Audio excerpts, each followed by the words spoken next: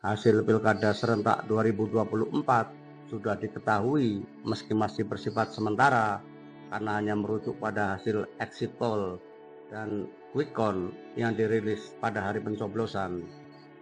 Kita masih menunggu real count atau penghitungan manual berjenjang oleh KPU. Namun mengacu pada sejarah pilkada sebelumnya dan juga kontestasi elektoral lainnya seperti Pilpres, biasanya hasil quick count tidak jauh berbeda dengan hasil real count. Jika mengacu pada hasil quick count Pilkada serentak 2024, maka kita mendapati hasil yang cukup mengejutkan karena seluruh jagoan PDIP di Pulau Jawa dan Sumatera tumbang kecuali di Jakarta. Di Jawa Tengah yang disebut-sebut sebagai kandang PDIP, jagoannya Andika Perkasa justru keok melawan Ahmad Lutfi yang dijagokan oleh Kim Plus dan mendapat endorse dari Jokowi atau mantan Presiden Joko Widodo. Demikian juga di Banten ketika Airin kalah melawan jagoan Partai Gerindra Andra Soni. Di Jawa Timur, Tri Risma hari ini juga tidak berdaya menghadapi keperkasaan Khofifah Indar Parawansa yang juga didukung Kim Plus. Di Lampung, jagoan PDIP juga kalah melawan politisi muda jagoan Partai Gerindra yakni Rahmat Mirzani Jausal. Kondisi serupa dialami Edi Rahmayadi yang dijagokan PDIP di Sumatera Utara. Edi Rahmayadi dikalahkan oleh menantu Jokowi, Bobi Nasution. Namun kemenangan Pram Dul di Jakarta juga belum aman karena belum otomatis mengantarkannya ke kursi gubernur dan wakil gubernur.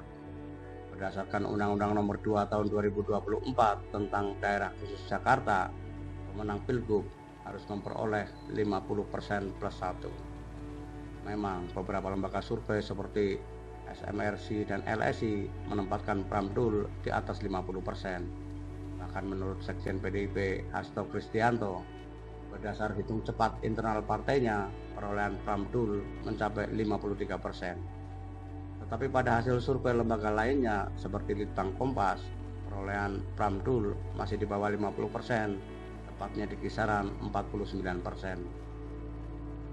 Dengan gambaran perolehan suara seperti itu, maka belum dapat dipastikan apakah Pilkada Jakarta akan berlangsung 1 putaran atau 2 putaran.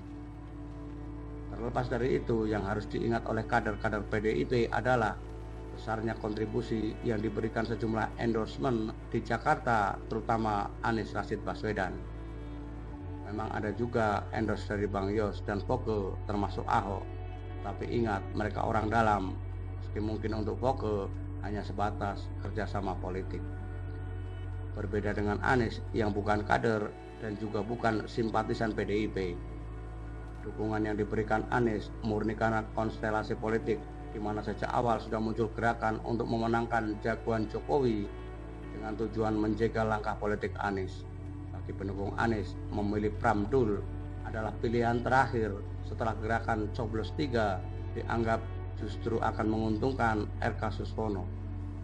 Tidak heran ketika Anies secara terbuka mengendorse Pram Dul, pendukungnya yang dikenal dengan sebutan anak abah langsung mengikuti.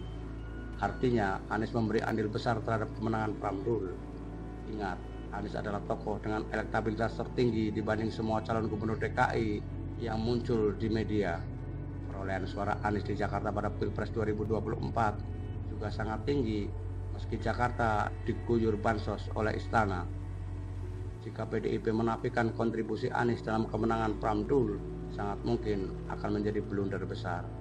Terlebih, peluang terjadinya putaran kedua masih terbuka lebar karena quick count memiliki margin error sekitar 1%. Masih ada kemungkinan hasil hitung cepat mengalami perubahan.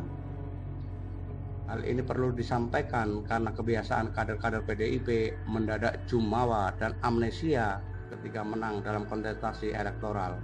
Mereka enggan mengakui kontribusi pihak lain, bahkan memutarbalikkan fakta seperti ketika Anies menolak diusung PDIP di Jawa Barat.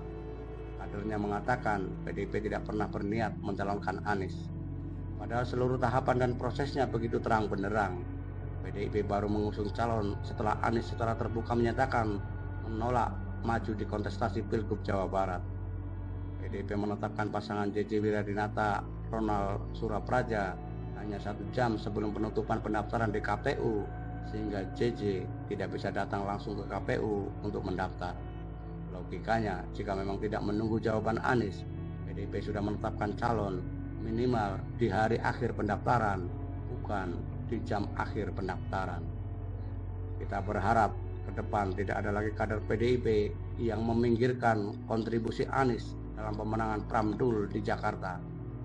Sebab jika itu terjadi, maka di putaran kedua dapat dipastikan anak Abah pasti akan berpaling.